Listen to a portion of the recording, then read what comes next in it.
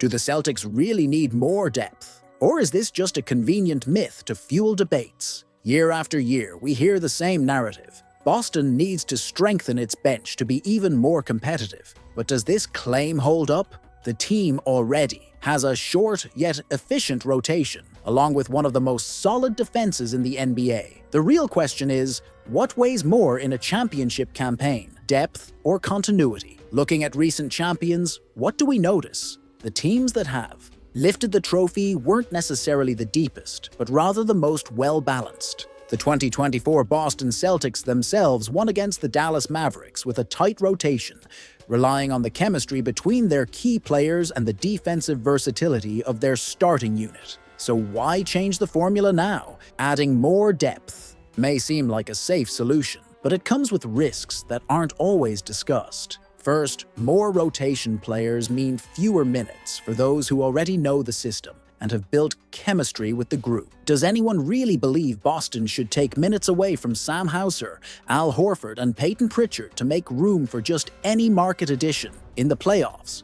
rotations naturally shorten. This means that, in practice, that much desired reinforcement might end up spending more time on the bench than making an impact on the game. And if the team is going to shake up its balance, it better be for a player who can truly elevate them in crucial moments. But then comes another question. Who is available that would actually make that difference? The NBA is full of good role players, but how many of them can truly elevate a team that is already one of the best in the league? And more importantly, is it worth sacrificing team chemistry for an uncertain bet? During last season's championship run, the Celtics proved that, when healthy, they have a strong enough core to compete with anyone. Jaylen Brown and Jason Tatum lead the team.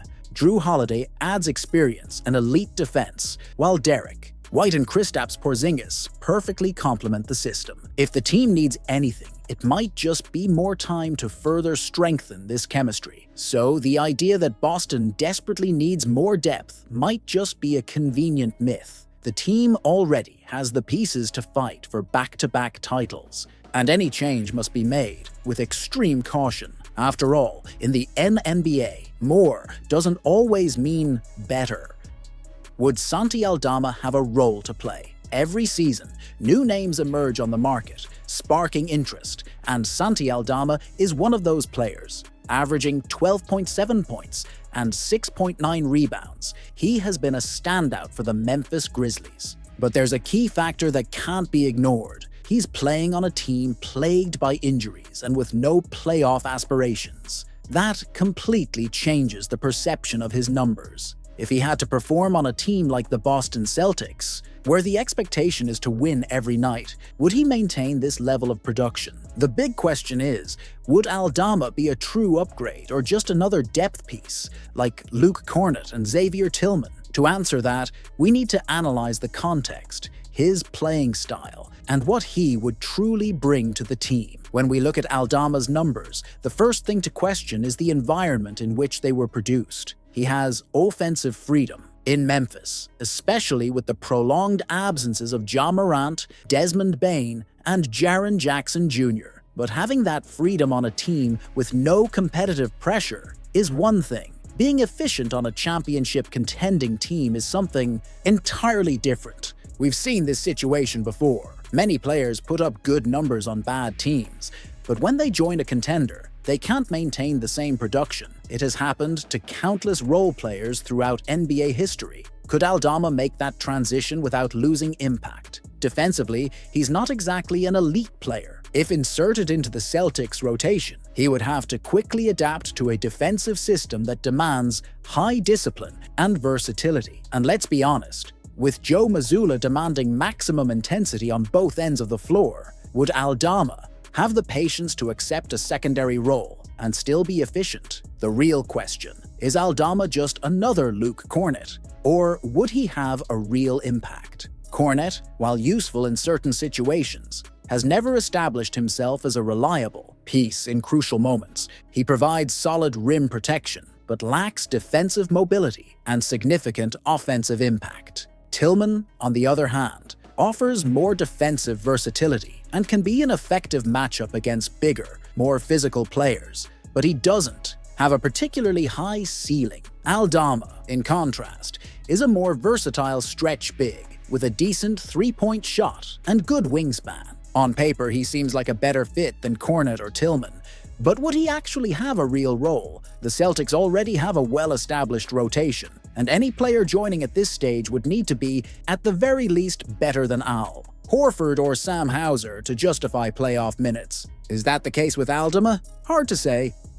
Is it worth using assets to bring in a player who might not be used in the playoffs? The NBA is a league of balance and strategy. Every move, every trade, every asset used can have a profound impact, not only on the current season, but on the future of the franchise. For the Boston Celtics, who already have an established roster and few draft picks available, giving up assets to acquire a player like Santi Aldama or any other role player could be a strategic mistake. But let's get straight to the point. Do the Celtics really need this kind of reinforcement? And more importantly, does it make sense to commit future assets for a player who may not even step onto the floor in the playoffs? When it comes to trades, many people underestimate the value of draft picks. At first glance, trading a second-round pick for a young, promising player seems like a fair deal. But what about when the conversation involves first-round picks or assets that could be used in bigger future trades?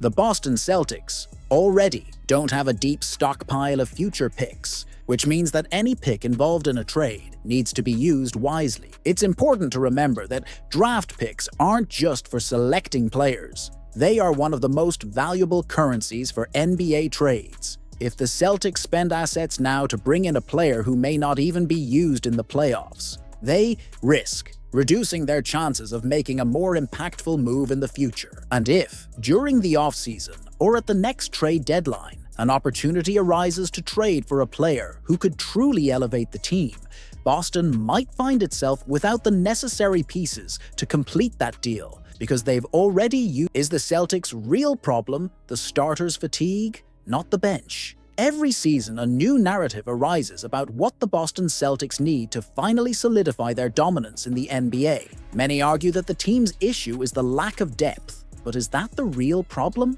Or are we overlooking the factor that has truly been affecting the team in crucial moments? The physical fatigue of the starters. Recent history with the Celtics reveals a worrying pattern. In the last few campaigns, we've seen Jason Tatum, Jaylen Brown, Al Horford, and other key players entering the playoffs visibly exhausted. Last year, Porzingis couldn't even play in the finals due to physical issues. So, before discussing whether Boston needs to reinforce the bench, the more relevant question is the team managing the workload of its key players well? Since Joe Mazzulla took over as head coach, the Celtics have maintained a relatively short rotation. The advantage of this model is that the team plays with more chemistry and keeps its intensity high. The problem? The accumulated fatigue over 82 games and a potential playoff run. Take Al Horford, for example. At 38 years old, he remains an essential piece, but it's clear that he can no longer sustain heavy minutes for long periods. During the regular season, the team can afford to rest him, but in the playoffs, this becomes a dilemma.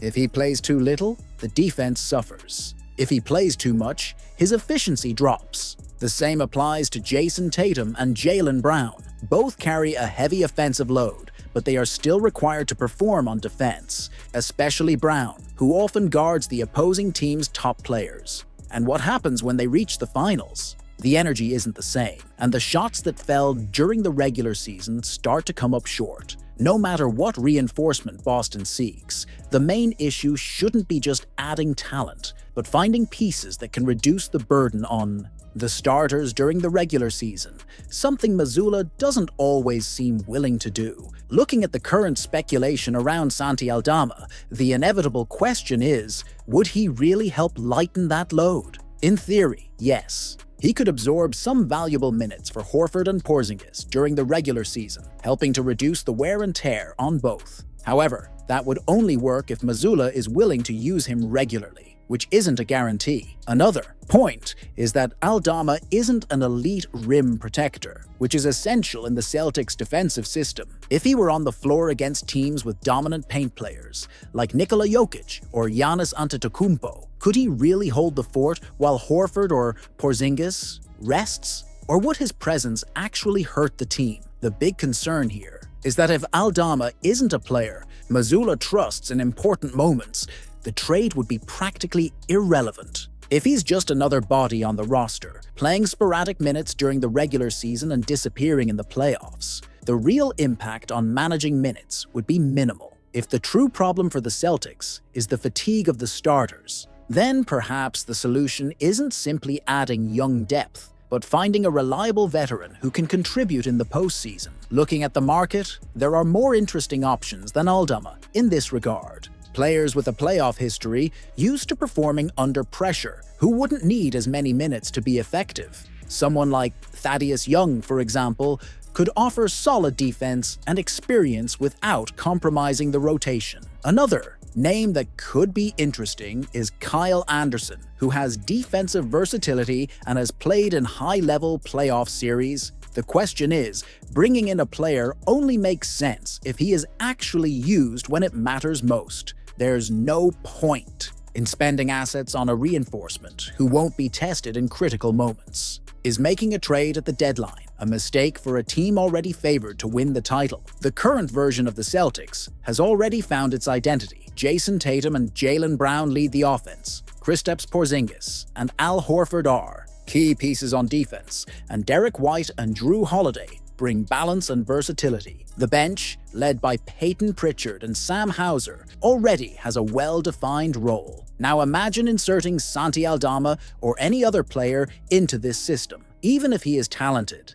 the adaptation takes time. Minutes need to be redistributed. New defensive schemes need to be adjusted, and the on-court chemistry could be affected. What if this transition isn't seamless? What if the team loses the fluidity that makes it so dominant? Remember the 2022-23 season when the Bucks traded Grayson Allen to bring in Jay Crowder. The idea was to strengthen the defense and add a veteran with playoff experience. The result? Crowder barely played, and the Bucks were eliminated early in the playoffs. A poor decision that proved costly. If Boston makes a trade now and the acquired player doesn't fit, they will be wasting valuable assets and could even create a rotation problem that didn't exist before. Another crucial factor: the cost of the trade. If the Celtics want to strengthen the roster, they will need to part with assets, whether that's draft picks or players. But does it make sense to spend those resources now? Boston already doesn't have many future picks available, so any move needs to be extremely calculated. The worst-case scenario would be spending valuable assets to bring in a player who doesn't make a difference in the playoffs. NBA playoffs are a completely different game than the regular season. The rotation shrinks to 7 or 8 players, and coaches only trust those they have complete faith in. Do you really think Joe Mazzulla would put Santi Aldama on the court to play crucial minutes against Giannis Antetokounmpo, Joel Embiid, or Bam Adebayo? If the answer is no, then why spend assets on him if Aldama ends up being just another player? For sporadic regular season minutes, Boston will essentially be burning a trade asset that could be more useful in the future.